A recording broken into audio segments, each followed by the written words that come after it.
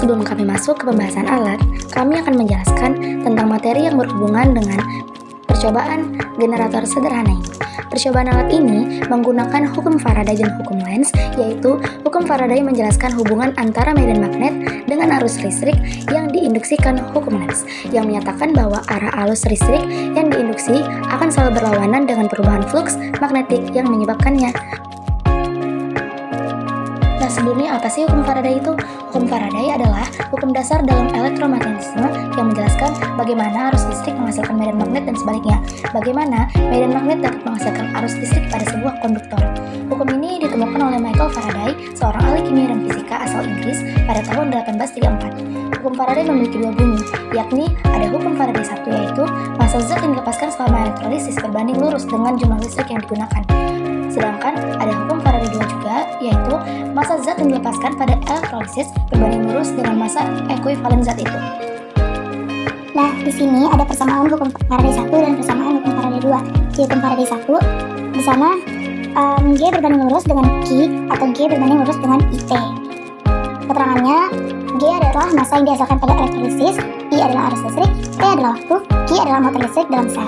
Nah, jika rumus Faraday 1 dan 2 digabungkan, maka akan diperoleh rumus baru, yaitu G sama dengan K dikali I dikali T dan dikali ME, di mana keterangannya G adalah massa yang dihasilkan pada elektrolisis, I arus listrik, T adalah waktu, ME adalah massa ekuivalen, dan AR itu massa atom relatif. Nah, jika tadi kita sudah menerangkan soal hukum Faraday, kali ini apa sih hukum Lenz itu? Hukum Lenz adalah hukum elektromagnetik yang dapat digunakan untuk menentukan arah gaya gerak listrik yang dihasilkan oleh induksi elektromagnetik. Bunyi hukum Lenz adalah gaya gerak listrik atau GGL induksi selalu membangkitkan arus yang medan magnetnya berlawanan dengan asal perubahan flux.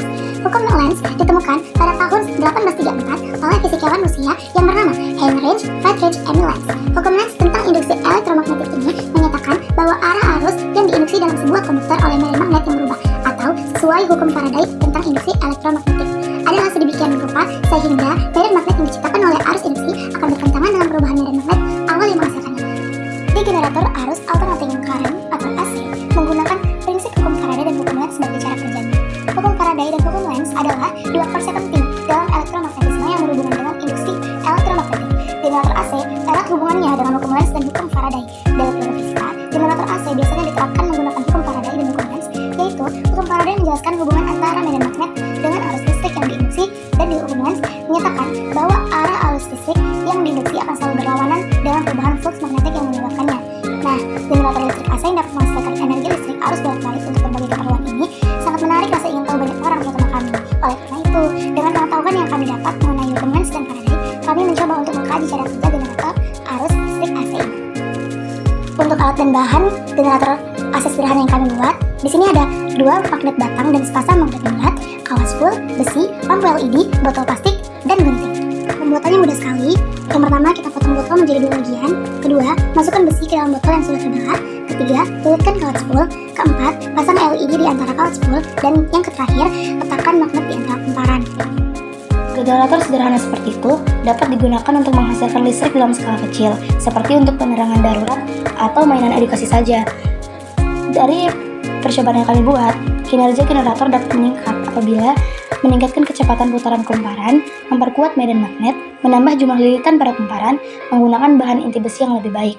Dengan memahami prinsip kerja dan faktor-faktor yang mempengaruhi kinerja generator sederhana, kita dapat merancang dan membangun generator yang lebih efektif dan efisien. Dari percobaan membuat generator sederhana ini, tentunya alat ini mempunyai kelebihan dan kekurangan. Oke, segitu dulu ya penjelasan dari kelompok kami. Terima kasih sudah menonton dan jangan lupa untuk like, komen, dan share ke teman-teman kalian. Dadah!